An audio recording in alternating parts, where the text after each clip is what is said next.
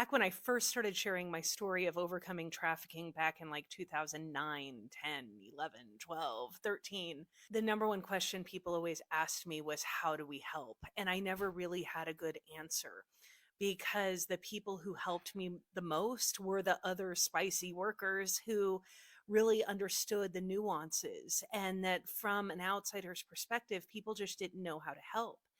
And the longer I stayed in the anti trafficking movement, the more I realized how absolutely toxic it was until I left completely in 2014.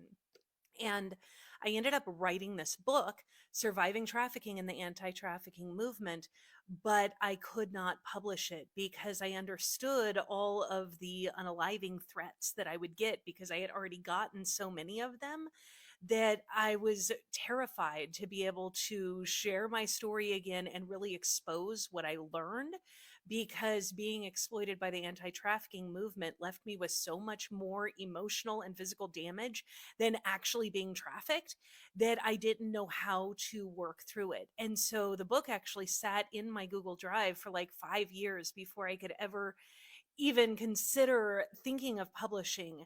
And then when I looked at it, I was like, this is so painful and so ugly. And it took me another long time to be able to actually publish it. And then when I did, it started really selling, and without much effort from me, which is a real big blessing. Selling a book is not easy, and yet mine sold, and the reviews just started pouring in.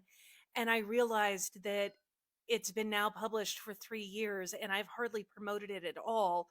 And really, people need to understand what happens behind the scenes of the anti trafficking movement, because it is so much more exploitive than people think, than they believe. And so, if you're someone that actually wants to help, please pick up my book so you can understand the nuances.